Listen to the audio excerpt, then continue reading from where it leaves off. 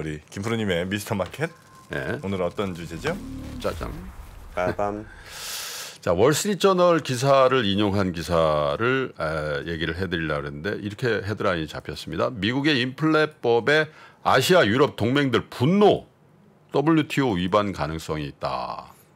이걸 한국 신문에서 쓴 게 아니라 월스트리트저널에서 쓴 거를 인용해서 한국에서 보도를 한 건데요. 사실 이제 인플레법 그러니까 IRA라는 거에 대해서 우리가 굉장히 많이 얘기를 했죠. 예. 근데 사실 왜 저게 법 이름이 IRA지? 이런 생각들 많이 안 해요, 사실. 사실 어떻게 보면 뭐 제조업 우리 어제 뭐 농담삼아서 그런 얘기 했던데 서학개미 귀국 장려 세제인가 뭐 그런 거. 네? 네, 그 미국 주식 팔고 오면 세금 뭐 좀 깎아주고 그런 거 한다며요. 그거 제가 그냥 어제 만든 말이에요. 아, 그런 거였어요? 근데 어쨌든 저거는 인플레이션에 관련돼 있지 않다라는 얘기를 하려는 건 아니지만 사실 그 법 이름을 인플레이션 저감법이라고 하는 거는 야, 사실 저건 좀 이 법 취지하고 안 맞다. 뭐 사실은 미국의 그렇죠. 미국의 네. 제조업을 부흥시키기 위한 특단의 조치를 한 거다. 이게 더 워딩에 가까운 워딩인 것 뜻에 가까운 워딩인 것 같은데 IRA라고 했단 말이죠. 근데 이게 우리가 사실은 처음에 이거에 대해서 워낙 좀 잘 몰랐던 것 같아요. 이 법 취지라든지 이런 거에 대해서 업계와 우리 투자자와 그리고 정부가 그건 뭐 우리나라뿐만 아니라 전 세계가 다 마찬가지였던 것 같죠. 좀 이게 그냥 기습적으로 나온 그죠? 네, 그래서 뭐 의회 통과하자마자 바로 발효되고 막 이런 상황이니까 그래서 이 법을 사실은 국내외적으로 굉장히 뜨거 이런 상황으로 받아들이고 있다라는 게 이제 월스트리트저널의 얘기인데 예를 들면 이 법 조항에 대해 8월 16일 서명한 이 법 조항에 대한 불만을 토로하는 대표적인 동맹 국가들이 유럽연합, EU죠. 그리고 일본, 한국이다. 이렇게 명시를 했어요.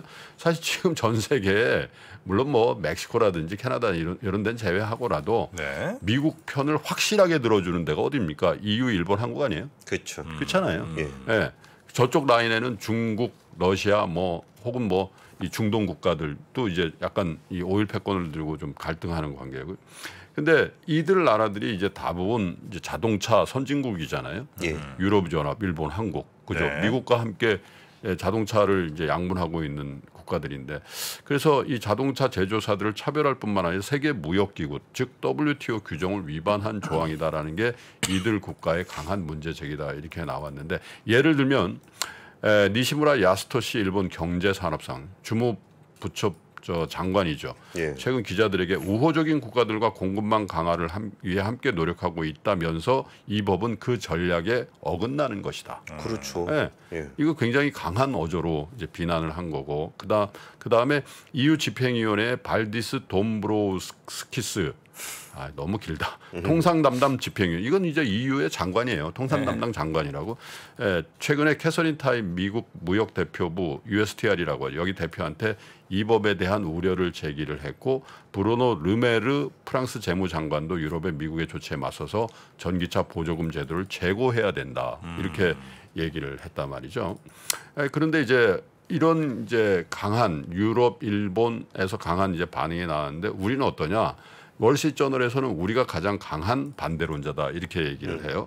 예를 들면 전기차 세액공제 조항에 대해서 한국의 이창양 산업통상자원부 장관이 한미무역협정 FTA와 WTO 규정 위반 가능성을 제기했고 우리 뭐 제소한다는 얘기도 나오고 그렇죠. 제소 얘기를 한 거는 사실 우리나라 정부가 가장 먼저 얘기를 한 상황이 됐는데 지금 뭐 국감에서 이제 이 부분에 대해서 잘했니 못했니를 이제 시시비비 가리고 있고 여야가 지금 다투기도 하고 뭐 정부에 대해서 질문도 하고 합니다만은 어쨌든 피해를 가장 많이 보는 업체를 우리가 보유하고 있는 거예요. 현재. 예를 들면 테슬라하고 미국 북미 시장에서 격차는 굉장히 크죠. 테슬라가 압도적인 1위고 그 다음에 어쨌든 2위가 현대기아차라고. 예, 2위입니다. 예. 모든 현대차의 모든 전기차 제품이 세액공제 대상에서 완전 제외된다. 이게 7,500달러거든요. 그러면 사실 자동차의 그 영업이익률 따져보면 7,500달러라는 건 못 판다는 얘기잖아요. 뭐 다 아는 사실이긴 하지만. 그래서 이제 뭐 조지아의 상원 의원이 이제 이걸 유예하는 법안도 뭐 제출하고 소동이 나고 있는데 여기다가 이제 전기차 배터리 핵심 강물의 40% 이상을 미국이나 미국과 FTA를 맺은 나라에서 채굴 또는 가공해야 된다. 이것도 우리 배터리 업체로서는 굉장히 큰 숙제거든요, 사실. 부담스럽죠. 굉장히 부담스러워. 그리고 배터리 부품의 50% 이상을 북미산 써야 된다. 아무리 공장을 빨리 지어도 이런 공장이 후딱 됩니까? 최소한 3년은 걸리는 거 아니에요, 그죠? 근데 그런 상황에서 이제 이 법을 이제 우리는 현실로 받아들여야 되는데 제가 드리고 싶은 말씀이 이거거든요.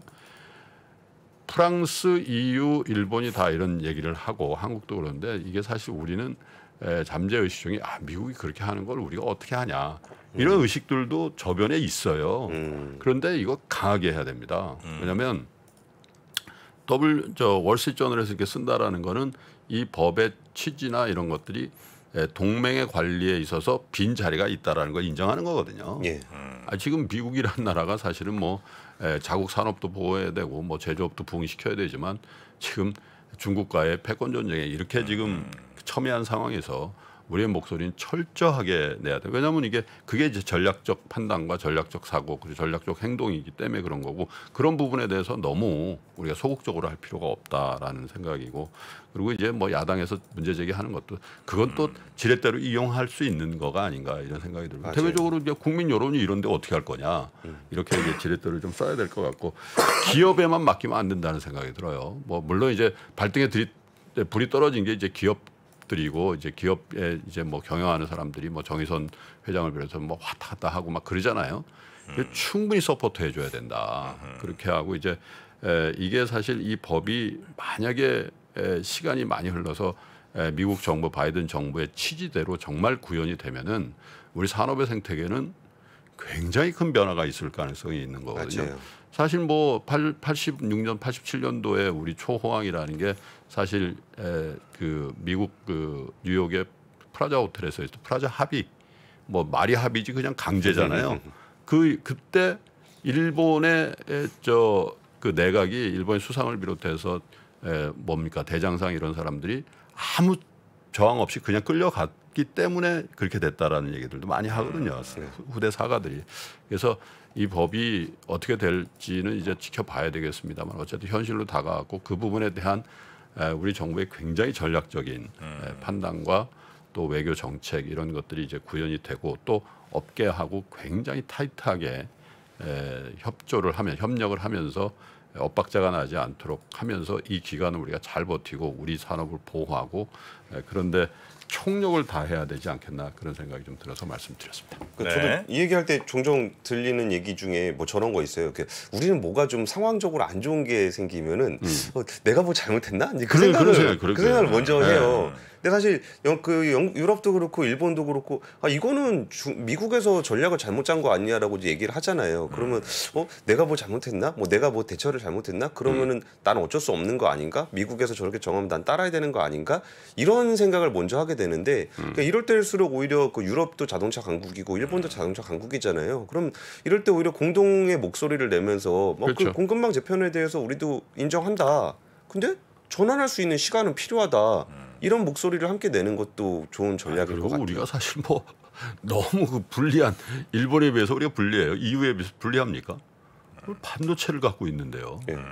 그리고 중국을 제외하면 배터리를 다 장악하고 있는 나라인데 우리가 절대 불리하지 않다고 생각하고 할 얘기는 또박또박하고 그 대신 또 다른 권역에서 이 동맹의 관계는 확실하게 챙기고 이런 게 전략적인 판단과 이제 행동이라는 얘기죠. 그리고 뭐 IRA에서 미국 전기차의 배터리 될 수 있는 회사는 우리나라 배터리 회사들밖에 없어요. 그러면 우리나라가 안 되면 자기들도 전기차 산업 하기가 어려울 건데 이럴 때는 오히려 약간의 좀 마찰이 생겼을 때는 오히려 우리의 목소리를 분명하게 내는 건 필요하다고 봅니다. 그렇죠. 뭐 유럽이든 뭐 다른 나라들과 함께 이번 IRA에 대해서 이제 같이 공동 대응하는 것도 뭐 하나의 또 방법이 아닌가 싶기도 하고요.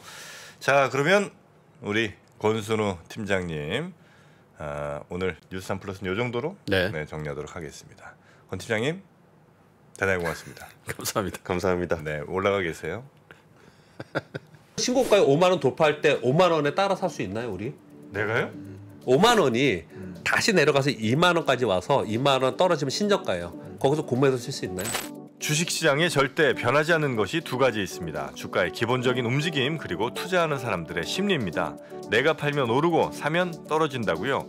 주식에 대한 공부가 모자라서가 아닙니다. 주가를 만드는 투자자의 심리를 모르기 때문이죠. 하락장의 공포를 이기는 5가지 실전 투자 심리 전략. 박병창의 돈을 부르는 매매의 심리에서 지금 확인하십시오.